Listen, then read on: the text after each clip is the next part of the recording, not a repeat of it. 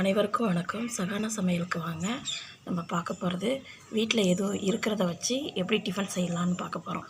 Mostly idli dosa தான் செய்வோம். இது உருளைக்கிழங்கால தோசை எப்படி ஊற்றுறதுன்னு பார்க்க போகிறோம். இருக்கிற உருளைக்கிழங்கு ஒரு 1/4 கிலோ அளவுக்கு இதே போல் எடுத்துக்கிட்டு சீவிக்கிங்க. பண்ணி வச்சுருக்க உருளைக்கிழங்கை நம்ம அரைக்க ஆரம்பிக்கலாம். நல்லா அரைச்சி இதே போல் ஒரு பவுலில் கொட்டி வச்சுக்கோங்க. காய்கறி வீட்டில் இருந்ததால் நான் யூஸ் பண்ணியிருக்கேன். முட்டைக்கோஸ், கேரட்டு இருந்தால் போட்டுக்கலாம், இல்லைன்னா வேண்டாம். வெங்காயம் 4 வெங்காயம் பெருசு பெருசாக கட் பண்ணி வச்சுருக்கேன். கருவேப்பிலை வச்சுருக்கேன். மஞ்சள்தூள், கோதுமை மாவு 1 கப் எடுத்திருக்கேன். தேவையான அளவுக்கு உப்பு போட்டுக்க போகிறோம். இப்போ இந்த அரைச்சி வச்ச உருளைக்கிழங்குல நம்ம ஒன்றா கலக்க ஆரம்பிக்கலாம். ஃபஸ்ட்டு கருவேப்பிலை, அடுத்து வெங்காயத்தை நல்லா பிணைஞ்சு விட்டுட்டு வெங்காயம்,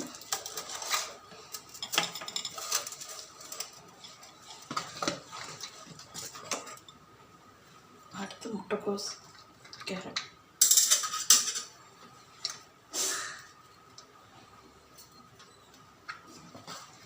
மஞ்சள்தூள் 1 ஸ்பூன்,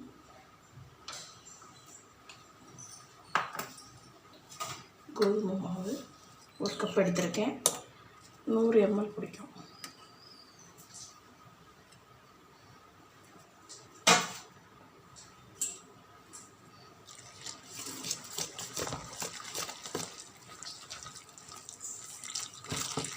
வெறும் கோதுமை மாவு ஊற்றி கொடுத்தா பசங்க சாப்பிட மாட்டாங்க. அதனால் இந்த மெத்தடு உருளைக்கிழங்கு கலந்ததால் நல்லா அடை மாதிரி இல்லாமல் தோசையாக சாஃப்டாக இருக்கும். இதை ட்ரை பண்ணி பாருங்கள், உங்களுக்கு பிடிக்கும்.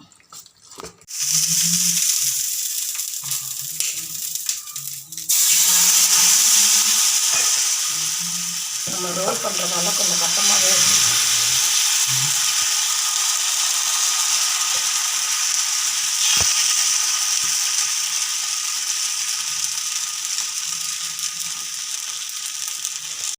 நெய் இருந்தால் நெய் விட்டுக்கலாம்.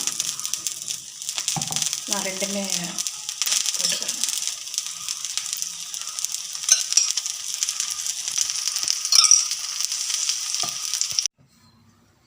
நம்ம உருளைக்கிழங்கு அடை ரெடி ஆகிடுச்சு. இதில் தக்காளி சாஸ் தொட்டு சாப்பிட்லாம். நான் வேர்க்கடலை சட்னி வச்சுருக்கேன். இது தோசை போடும்போது சாஃப்டாக வரும்.